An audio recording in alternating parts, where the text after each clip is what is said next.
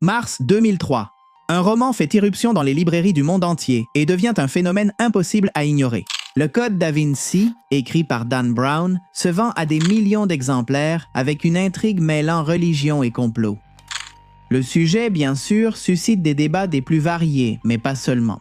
Il place également sous le regard du public une organisation qui, jusqu'alors, avait réussi à rester dans l'ombre, l'Opus Dei. Oui, une fiction parvient à faire ce que personne n'avait jamais réussi auparavant. Elle pousse l'une des organisations les plus hermétiques sous le feu des projecteurs. Mais ne nous précipitons pas. L'agitation est immédiate.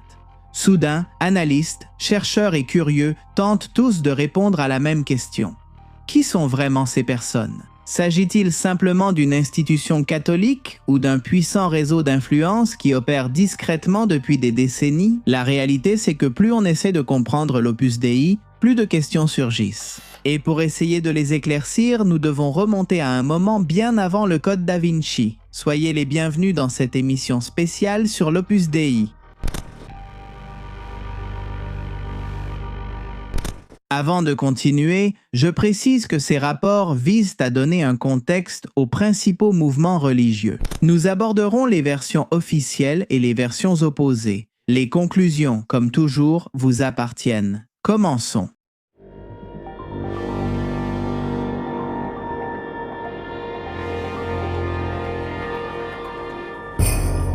La vision de José María, 2 octobre 1928.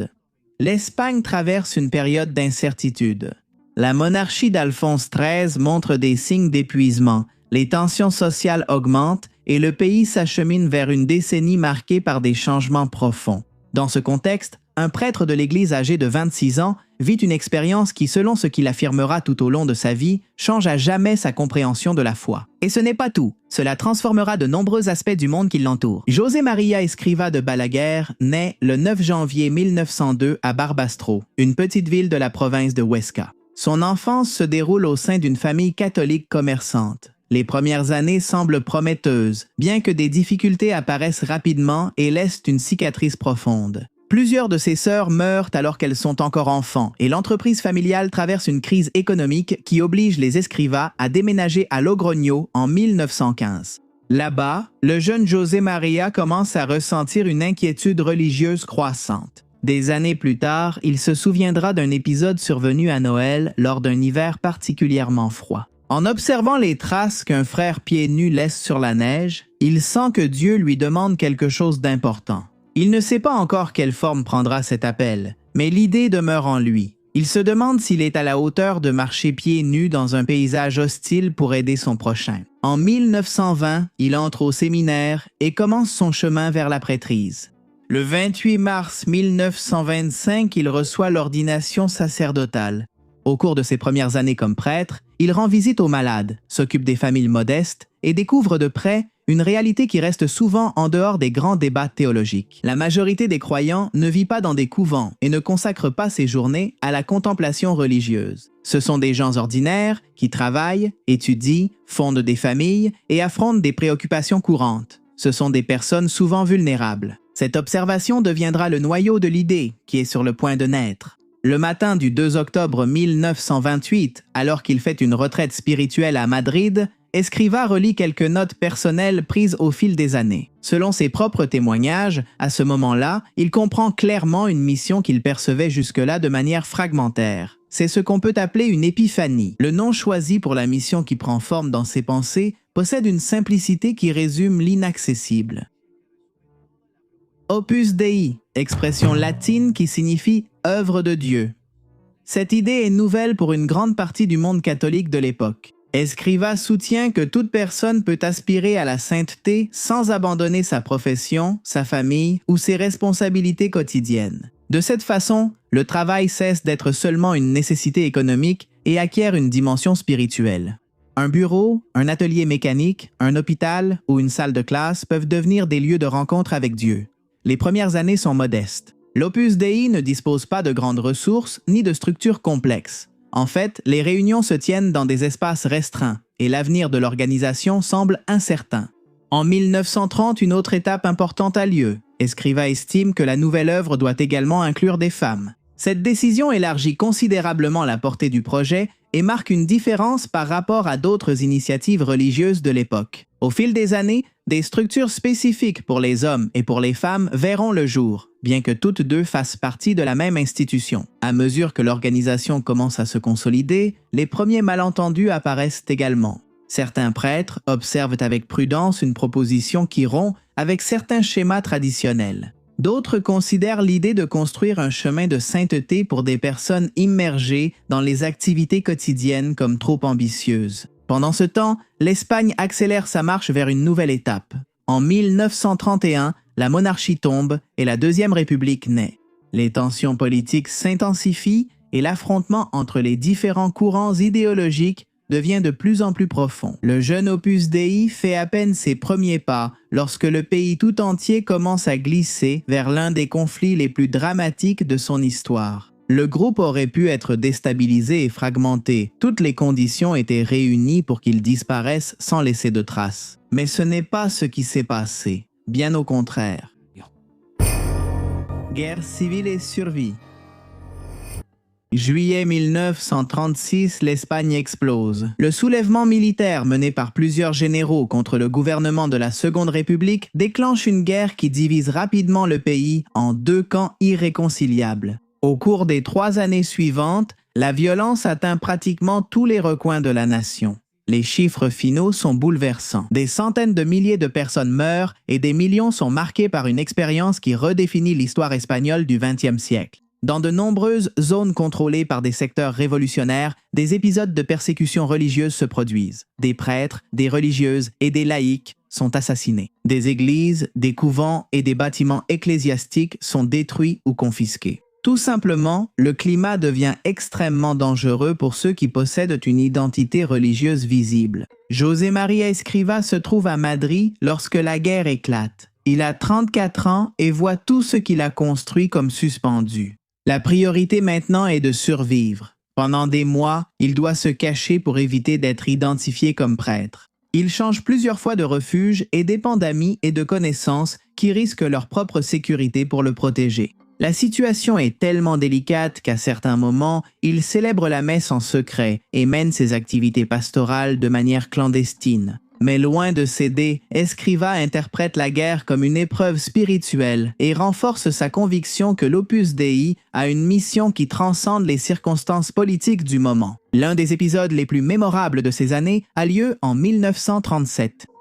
Après une longue et dangereuse traversée des Pyrénées, Escrivá parvient à quitter la zone républicaine et à atteindre le territoire contrôlé par les forces nationales.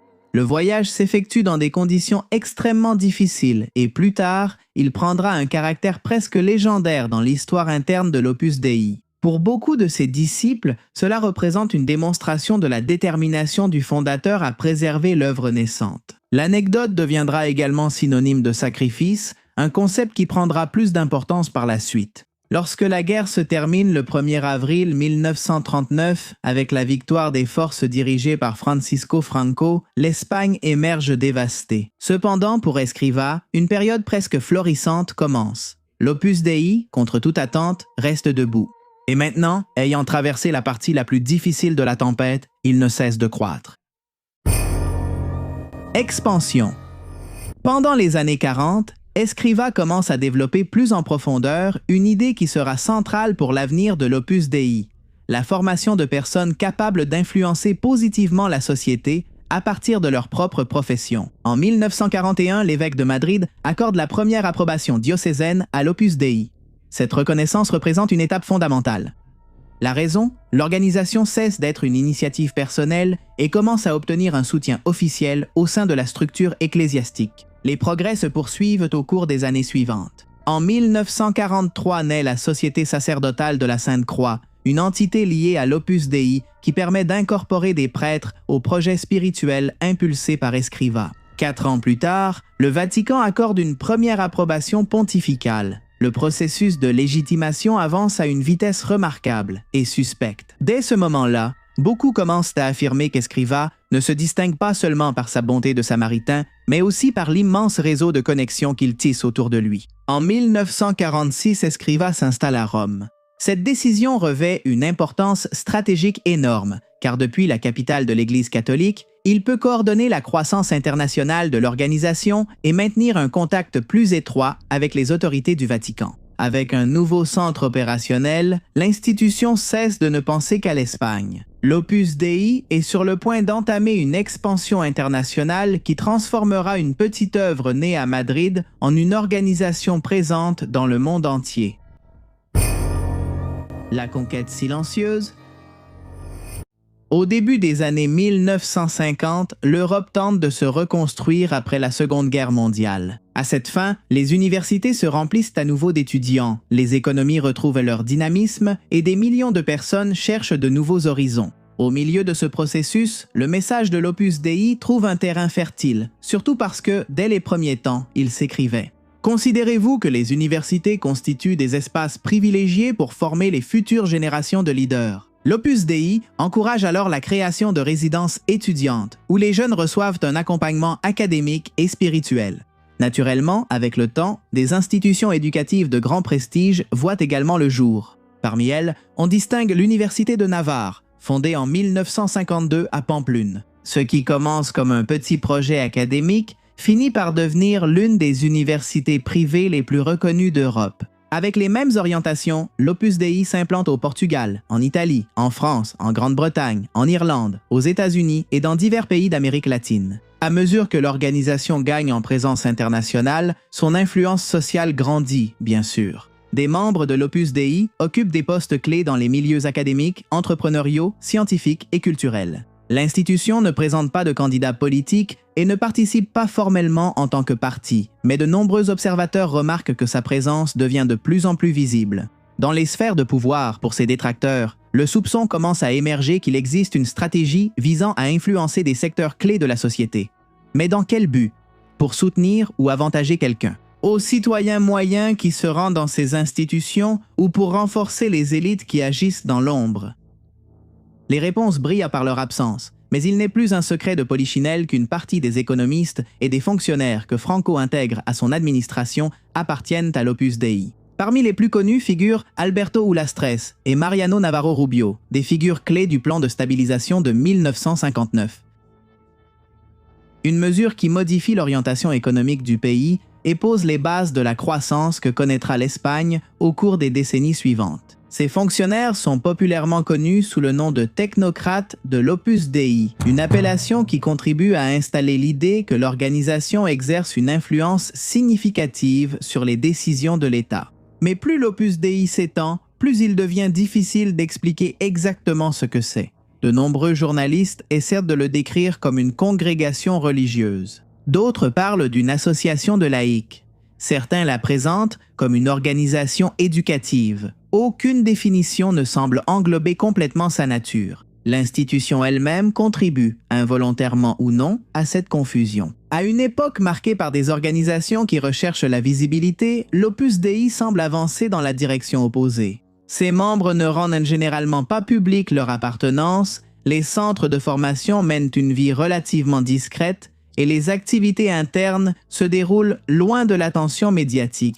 Cette discrétion répond, selon l'institution, à une raison simple. Ses membres ne souhaitent pas être reconnus pour leur appartenance à l'Opus Dei, mais pour le travail qu'ils accomplissent dans leur profession. Cela n'arrête pas la nouvelle avalanche de questions. Comment l'institution est-elle réellement organisée? Quels engagements prennent ceux qui y entrent? Pourquoi certains membres vivent-ils dans des centres de l'Opus Dei tandis que d'autres restent avec leur famille? Que se passe-t-il derrière les portes d'une organisation qui devient de plus en plus connue et en même temps de plus en plus difficile à comprendre? Le mystère derrière les portes? Entre 1962 et 1965 se déroule le Deuxième Concile du Vatican, l'un des événements les plus importants du catholicisme moderne. Et beaucoup des idées promues par Escrivá pendant des années trouvent un écho dans certains documents conciliaires. Dès lors, les livres de l'homme sont traduits dans de nombreuses langues et ses enseignements touchent un public croissant. Son prestige dans certains milieux ecclésiastiques atteint des niveaux extraordinaires. De grands dirigeants le vénèrent et baissent la tête en le voyant passer. Il sourit toujours, du moins en apparence. Il y aura ensuite des témoignages qui parlent de sa malédiction constante. Derrière, en même temps, malédiction. Des témoignages qui parlent de malédiction constante. Il y aura des témoignages, il y aura ensuite des témoignages de malédiction constante. Témoignages. Más que cuestionable. Ya llegaremos. Pour les adeptes de l'Opus Dei, ces reconnaissances rendent l'organisation de plus en plus mystérieuse et difficile à comprendre. Il y aura toujours des témoignages derrière. Le mystère devient chaque fois plus difficile à comprendre. Il y aura toujours des témoignages, toujours derrière l'organisation, ce qui la rend encore plus curieuse. Il sourit toujours, du moins en apparence. Des témoignages baissent la tête, sauf pour voir les portes de l'organisation qui, derrière, restent curieuses. Derrière l'organisation, cela devient chaque fois plus difficile à comprendre.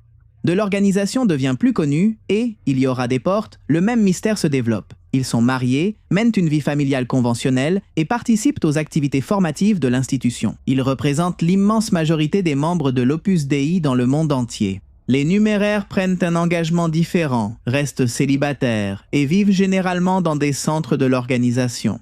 Beaucoup consacrent une part importante de leur temps à des tâches de formation, de direction spirituelle et d'administration interne. Bien qu'ils ne prononcent pas de vœux religieux comme les moines ou les frères, ils prennent des engagements permanents liés à la mission de l'institution. Il existe aussi les agrégés, qui gardent le célibat mais, pour diverses raisons familiales ou personnelles, ne vivent pas habituellement dans les centres de l'Opus Dei. Sur le papier, le système semble relativement simple. Mais au cours des années 70, les premiers témoignages d'anciens membres commencent également à apparaître, décrivant des expériences négatives au sein de l'institution. L'organisation. Des difficultés à quitter l'institution après des années d'appartenance sont rapportées. Certaines méthodes de formation sont remises en question ou des environnements jugés excessivement contrôlés et exigeants sont décrits. Ce n'est que la partie émergée de l'iceberg. Pour la première fois, les critiques là-bas ne proviennent pas uniquement d'observateurs extérieurs. Elles commencent à émerger de personnes ayant vécu au sein de l'organisation. L'Opus Dei répond qu'aucune institution humaine n'est exempte de conflits personnels et que les expériences individuelles ne reflètent pas nécessairement le fonctionnement général de l'œuvre. Mais bien sûr, la discussion reste ouverte et prend rapidement de nouveaux angles. Certaines pratiques spirituelles maintenues par l'institution sont révélées et laissent beaucoup de gens stupéfaits. Derrière les discussions sur le secret et l'organisation apparaît un sujet bien plus sensible, la relation entre le sacrifice, la discipline et la souffrance au sein de l'Opus Dei. Et c'est à ce moment-là que va commencer l'une des polémiques les plus célèbres de toute son histoire. Discipline, sacrifice et controverse. Parlons d'abord de la mortification corporelle. Pour comprendre la controverse, il est nécessaire de la replacer dans un contexte historique plus large. L'idée de faire des sacrifices physiques comme forme de discipline spirituelle n'est pas née avec l'Opus Dei. Il s'agit d'une pratique présente dans différentes traditions chrétiennes depuis des siècles. Tout au long de l'histoire, de nombreux saints, moines et religieux ont eu recours à diverses formes de pénitence dans le but de renforcer la volonté, de combattre l'égoïsme et d'accompagner symboliquement la souffrance du Christ. Pendant une grande partie de l'histoire chrétienne, ces pratiques sont considérées comme relativement normales dans certains milieux religieux. Le problème survient lorsqu'une société de plus en plus sécularisée commence à les regarder d'un autre œil. Cela étant clarifié, parmi les pratiques associées à l'Opus Dei, aucune n'acquiert autant de notoriété que le cilice. Le cilice moderne, utilisé par certains numéraires, consiste en une petite chaîne métallique avec des pointes tournées vers l'intérieur, qui se place autour de la cuisse pendant une période limitée de la journée. Le but, selon ceux qui l'utilisent, n'est pas de provoquer des blessures graves ni des punitions physiques extrêmes, mais d'intégrer une forme de sacrifice volontaire comme exercice de discipline spirituelle. Il existe aussi une autre pratique, qui consiste à utiliser un petit fouet pour s'auto-flageller et prendre conscience de notre rôle en tant que pécheur. Pendant de nombreuses années, ces aspects restent pratiquement inconnus du grand public. Divers spécialistes en santé mentale interviennent et remettent en question la pertinence de certaines méthodes de mortification physique dans la société contemporaine. Une fois de plus, l'institution ne reste pas silencieuse. Leurs représentants répondent que les décisions liées à la mortification sont personnelles, qu'elles concernent une minorité de membres et qu'elles font partie d'une tradition chrétienne bien plus large que celle de l'Opus Dei lui-même. Ils soulignent également que la plupart des formes de sacrifice encouragées par l'organisation sont beaucoup plus simples et quotidiennes. Bien accomplir son travail, aider les autres, faire preuve de patience ou renoncer à de petits conforts quotidiens. D'une manière ou d'une autre, ni ces frictions ni la mort de José María Escrivá, survenue le 26 juin 1975 à Rome, n'arrêtent la croissance de l'Opus Dei. Au contraire, l'institution continue de consolider son influence au sein de l'Église catholique. Cette année-là, Francisco Franco meurt également. L'Espagne entame sa transition démocratique et de nombreuses figures associées à l'institution continuent de développer des carrières importantes dans différents domaines de la société et du gouvernement, démontrant une grande capacité d'adaptation. Au cours des années suivantes, de longs articles commencent à être publiés pour enquêter sur l'influence politique et économique de l'organisation. Alors que ces discussions font la une des journaux et alimentent les débats académiques, l'Opus Dei avance, sans hésitation, vers un événement qui modifiera radicalement sa position au sein de l'Église catholique. Ascension de l'Opus Dei. Pendant des décennies, José María Escrivá cherche une formule juridique qui reflète adéquatement la nature de l'institution. Aucune des catégories existantes ne semble correspondre entièrement à une organisation intégrale et économique qui reflète l'organisation. L'institution continue de se consolider, Escrivá et l'organisation. Pendant des décennies, la formule, les catégories existantes, ne semble pas s'ajuster à une organisation qui reflète adéquatement la nature de l'institution. Profond connaisseur de la structure interne de l'institution, Del Portillo hérite d'une mission complexe, mais le contexte lui est favorable.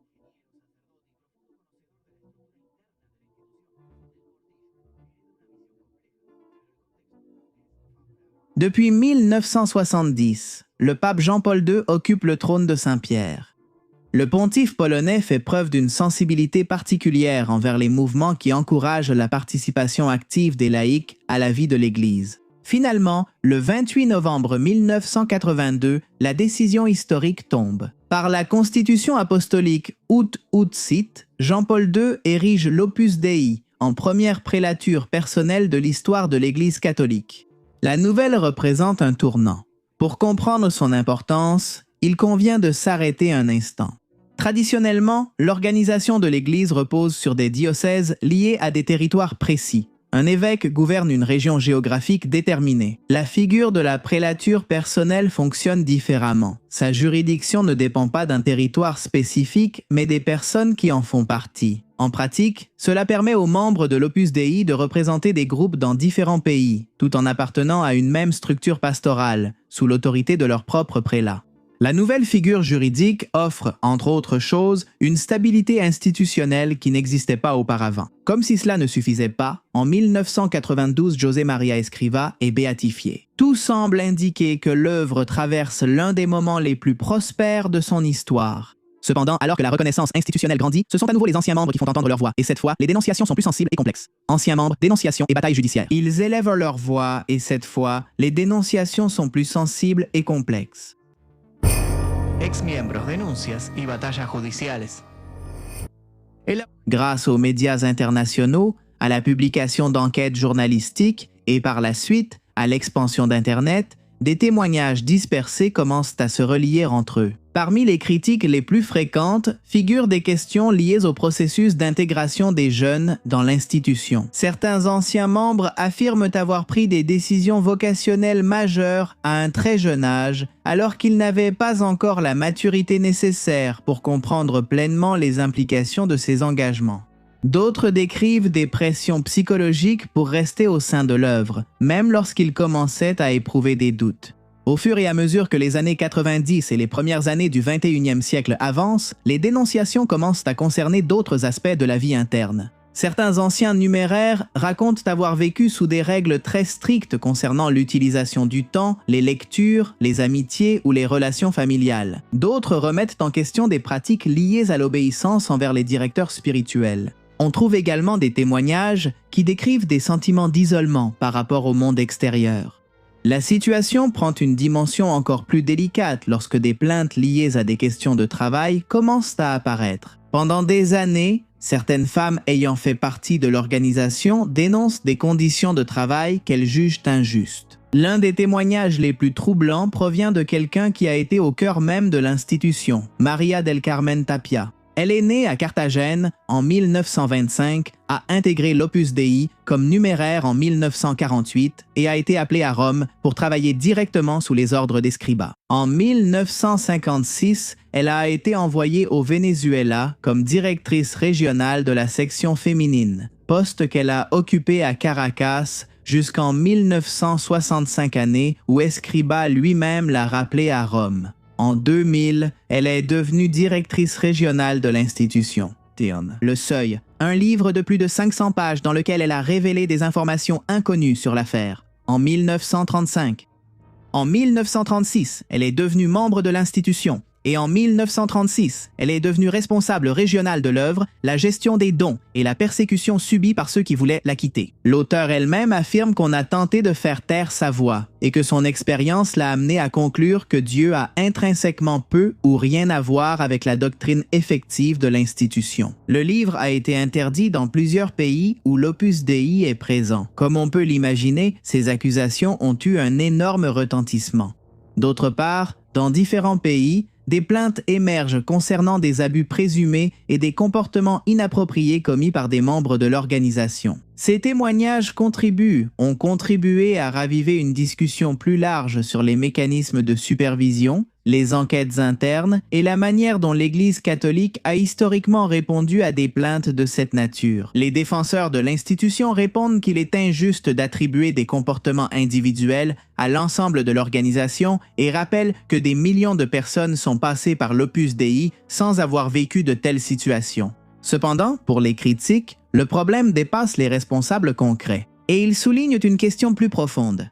La manière dont des structures hiérarchiques et fermées peuvent favoriser le silence, la dépendance émotionnelle ou la difficulté à dénoncer les abus lorsqu'ils se produisent. Même avec ces vents contraires, un acte sans précédent démontre à nouveau la place privilégiée qu'occupe l'Opus Dei. La canonisation la plus controversée? Le 6 octobre 2002, la place Saint-Pierre accueille une foule nombreuse. Plus de 300 000 pèlerins arrivent de différents continents pour assister à un événement qui dépasse le cadre religieux. Ce jour-là, le pape Jean-Paul II déclare Saint José María Escrivá de Balaguer. Des évêques, des cardinaux, des autorités civiles et des milliers de fidèles accompagnent une cérémonie qui confirme le poids international extraordinaire atteint par une organisation née en Espagne 74 ans plus tôt. L'explication officielle repose sur deux piliers. Le premier est l'énorme diffusion de son message spirituel. Le deuxième pilier, ce sont les miracles reconnus par le Vatican. Comme c'est le cas dans les procédures modernes de canonisation, les autorités ecclésiastiques évaluent des guérisons attribuées à l'intercession d'Escrivá. Ce que très peu de gens savent, c'est que derrière cette cérémonie rassemblant une foule immense du 6 octobre 2002 se cache une histoire bien plus gênante. Kenneth Goodward, rédacteur en chef de la rubrique Religion du magazine Newsweek pendant plus de 3 décennies et chercheur ayant eu un accès sans précédent aux archives du Vatican, a documenté en détail les irrégularités du processus. L'homme a révélé que tout avait déjà été étrange dès l'étape précédente, la béatification déjà mentionnée. Il s'avère qu'en 1992, 2 des 9 juges chargés d'évaluer la cause avaient rendu des avis défavorables, exigeant que certaines questions soient résolues avant de poursuivre. L'un d'eux a explicitement averti que la béatification d'Escrivá pouvait provoquer un grave scandale public pour l'Église. Normalement, 2 votes dissidents suffisent à arrêter un processus. Dans ce cas, les objections ont été ignorées. La réaction institutionnelle a été immédiate. Une enquête de 6 mois a été ouverte, au cours de laquelle tous les membres de la Congrégation pour les causes des saints, en dessous du rang d'évêque, ont été interrogés afin d'essayer d'identifier qui avait divulgué l'information. Et les irrégularités ne se sont pas arrêtées là. Selon Woodward, les témoins critiques n'ont pas été convoqués lors de l'évaluation de la canonisation. Le cardinal Silvio Oddi, l'un des prélats les plus conservateurs du Vatican, a confirmé que de nombreux évêques étaient très mécontents de la rapidité avec laquelle on procédait à la canonisation d'Escrivá si peu de temps après sa mort. Ainsi, presque tout se fait de la même manière. Cela renforce la cohésion des membres de l'organisation, mais 1 an plus tard, la riposte surgit d'un lieu inattendu.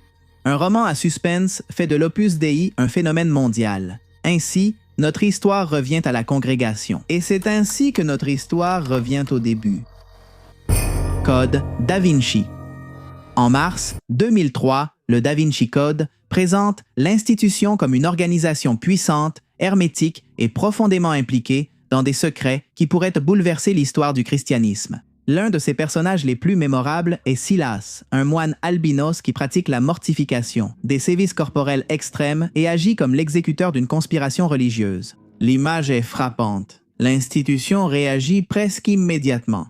Ses porte-paroles remettent en question la représentation offerte par le roman et rappellent qu'il s'agit d'une œuvre de fiction. Divers spécialistes de l'histoire religieuse font des observations similaires. Beaucoup des éléments présentés par Brown manquent de fondement historique ou mélangent des faits réels avec des spéculations narratives conçues pour augmenter le suspense. Cependant, le succès commercial de l'œuvre rend ces clarifications secondaires. Des millions d'exemplaires circulent dans le monde. Ce roman, traduit dans des dizaines de langues, reste des années en tête des ventes dans de nombreux pays. La situation prend une ampleur encore plus grande lorsque, en 2006, l'adaptation cinématographique avec Tom Hanks dans le rôle principal sort. Soudainement, l'Opus Dei devient un nom familier même pour des personnes totalement éloignées du monde catholique. Le paradoxe est extraordinaire. Durant des décennies, l'organisation a cherché à éviter l'attention médiatique. Aujourd'hui, elle apparaît dans l'une des franchises culturelles les plus réussies de la planète, associée à des conspirations, des meurtres et des secrets millénaires. Par logique commerciale, les librairies remplissent leurs étagères d'essais, d'enquêtes et de témoignages liés à l'institution. Parallèlement, d'importants changements surviennent aussi dans l'Église catholique. En avril 2005, Jean-Paul II meurt, le pape qui a accompagné une grande partie de la croissance institutionnelle de l'Opus Dei. Il est remplacé par Benoît XVI, qui entretient une relation cordiale avec la prélature et poursuit le processus de canonisation d'Escrivá, achevé 3 ans plus tôt. La situation semble stable. Cependant, une décennie plus tard, un nouveau pontife introduit une sensibilité différente au sein de l'Église. Ses priorités pastorales, son style de gouvernement et sa vision institutionnelle soulèvent des questions sur le rôle que joueront les institutions catholiques du XXIe siècle. Pour la première fois depuis des années, l'Opus Dei doit peut-être redéfinir certains aspects de sa relation avec Rome. Les réformes du XXIe siècle. 13 mars 2013. Pour la première fois dans l'histoire, un pape originaire d'Amérique latine prend la tête de l'Église catholique. Son nom est François. Dès les premiers mois de son pontificat, François lance une série de réformes visant à revoir les structures administratives et à renforcer les mécanismes de contrôle institutionnel, et à promouvoir une Église moins centrée sur le pouvoir interne et davantage axée sur l'activité pastorale. Les premières années du pontificat se déroulent sans modifications importantes pour l'organisation. L'Opus Dei continue de développer ses activités habituelles et maintient sa présence internationale. Les débats publics continuent de se concentrer sur les dénonciations d'anciens membres, les discussions sur la transparence institutionnelle et les enquêtes liées aux numéraires auxiliaires se poursuivent. La situation change durant la décennie 2020. En juillet 2022, François promulgue le document Ad Charisma Tuendum. Le texte introduit des modifications importantes dans la relation entre le Vatican et l'Opus Dei. La réforme n'élimine pas la prélature ni ne modifie son existence juridique, mais elle change certains aspects de son fonctionnement institutionnel. L'un des changements les plus commentés concerne la figure du prélat. Jusqu'alors, le principal responsable de l'Opus Dei recevait généralement l'ordination épiscopale. À partir des nouvelles dispositions, cette pratique cesse d'être automatique. L'objectif exprimé par le Vatican est de renforcer la dimension charismatique et pastorale de l'institution au-delà de toute interprétation liée au pouvoir hiérarchique. La prélature elle-même adopte une position prudente. Ces autorités expriment publiquement leur volonté de collaborer au processus d'adaptation demandé par le Saint-Siège. Commence alors une période de révision des statuts et d'adaptation normative qui s'étend sur plusieurs années. On cherche à instaurer la paix, mais à peine 2 ans plus tard, un autre livre frappe de plein fouet l'institution. Sauf que cette fois, il ne s'agit pas d'un texte de fiction. Le livre de Garrett Gore. En 2024, le journaliste d'investigation Garrett Gore publie Opus. Le culte de l'argent occulte, la traite des êtres humains et la conspiration de droite au sein de l'Église catholique. Un livre qui devient rapidement l'une des enquêtes les plus controversées jamais écrites sur l'Opus Dei. Gore, qui avait auparavant travaillé à l'investigation de scandales financiers internationaux pour des médias comme Bloomberg et d'autres grands journaux européens, consacre plusieurs années à interviewer d'anciens membres et à examiner des documents internes. La thèse centrale du livre soutient que l'Opus Dei a développé une structure de pouvoir qui dépasse largement sa mission religieuse déclarée. Selon Gore, l'organisation a construit un réseau complexe d'influences politiques, économiques et culturelles qui lui a permis d'accumuler des ressources, de se rapprocher des centres de décision et d'exercer une pression sur différents secteurs de la société. L'auteur décrit une institution obsédée par la croissance et l'expansion, capable de mobiliser d'importantes ressources financières pour soutenir ses objectifs à long terme. Un autre chapitre sensible traite de la gestion de l'argent. Le journaliste décrit un vaste réseau international de fondations, d'associations, d'entreprises éducatives et d'organisations liées d'une manière ou d'une autre à l'Opus Dei. Selon son interprétation, cette structure aurait permis de canaliser des ressources et d'accroître l'influence institutionnelle, sans qu'il soit toujours facile d'identifier où se terminèrent les frontières entre les activités religieuses, entrepreneuriales et politiques. Gore consacre également de nombreuses pages à examiner la relation entre l'Opus Dei et certains mouvements conservateurs. L'auteur soutient que l'organisation a joué un rôle important dans l'articulation de réseaux politiques de droite, aussi bien en Europe qu'en Amérique latine et aux États-Unis. Dans son analyse, certaines campagnes culturelles et politiques menées par des secteurs proches partageaient une vision du monde qui dépassait le strictement religieux pour devenir un programme d'influence sociale plus large. Divers anciens membres ont salué la publication, estimant qu'elle donnait de la visibilité à des expériences qui étaient restées réduites au silence pendant des années. De leur côté, des représentants de l'Opus Dei ont remis en question l'enquête et ont affirmé que le livre présente une vision biaisée qui exagère ou décontextualise de nombreux témoignages et événements historiques. D'une manière ou d'une autre, la fracture était déjà impossible à cacher. D'autres cas. Examinons seulement 3 cas critiques parmi les plus retentissants de ces dernières années. L'affaire la plus grave a eu lieu en Argentine et a été portée au parquet fédéral. Entre 1974 et 2015, plusieurs filles et adolescentes sont recrutées et placées dans des centres et résidences de l'Opus Dei, où on leur attribue le rôle de numéraires auxiliaires. À ces femmes, pour la plupart issues de foyers pauvres et souvent migrantes, on confie une vie consacrée à effectuer des tâches domestiques pour d'autres fidèles sans aucune rémunération. L'enquête détermine que les candidates potentielles sont recrutées par le biais de contacts de confiance, comme des prêtres et des membres de la communauté qui disent aux familles que les filles recevraient une formation et une éducation. En 2024, le procureur et les corresponsables du parquet spécialisé dans la traite demandent l'interrogatoire de 4 anciens responsables de l'Opus Dei accusés de réduction en servitude d'au moins 44 femmes et de traite de personnes dans 4 de ces cas. La demande est présentée devant un juge et l'institution rejette catégoriquement les accusations. Les plaintes pour emprise économique arrivent également devant les tribunaux. Dans le cône sud, l'Opus Dei fait face à des poursuites judiciaires en Uruguay, où les plaignants accusent des pressions indues et des méthodes abusives pour s'approprier l'héritage de personnes âgées. Dans l'une des affaires, un homme transfère ses biens à une association de l'Opus Dei sur son lit de mort. Après l'accident, la famille est accueillie par un numéraire qui présente des factures et des documents prouvant que l'homme avait signé une procuration générale pour gérer tous ses biens et son argent. Enfin, un numéraire de l'Opus Dei à Vigo est traduit en justice, accusé d'abus sexuels sur un mineur commis en décembre 2022 et janvier 2023 lors d'une rencontre à Madrid et dans la ville même de Vigo. Les faits se déroulent dans le contexte de la direction spirituelle entre le laïc et le jeune. Le rapport médico-légal constate un dommage psychique avec un lien de causalité avec les faits investigués et le mineur présente un tableau clinique compatible avec un stress post-traumatique grave. Lors de sa comparution devant le tribunal, l'accusé reconnaît partiellement les faits, admettant des attouchements. Le bureau de communication de l'Opus Dei en Espagne publie un communiqué demandant pardon. Mais bien sûr, est-ce suffisant? Depuis le 8 août 2023, l'Opus Dei est constitué comme une association de prêtres. Bien qu'ils publient chaque semaine et que l'on puisse accéder gratuitement à leurs brochures, ils continuent de garder un profil plutôt discret. À ce jour, des membres ou d'anciens membres de l'Opus Dei occupent toujours des postes publics importants dans différents pays, tandis que plusieurs de leurs universités et écoles de commerce forment des générations de dirigeants politiques et d'entreprises. Pour ses défenseurs, cela reflète le succès d'une proposition éducative centrée sur l'excellence professionnelle. Pour ses détracteurs, cela constitue un exemple de la manière dont l'organisation parvient à projeter son pouvoir bien au-delà des limites strictement religieuses.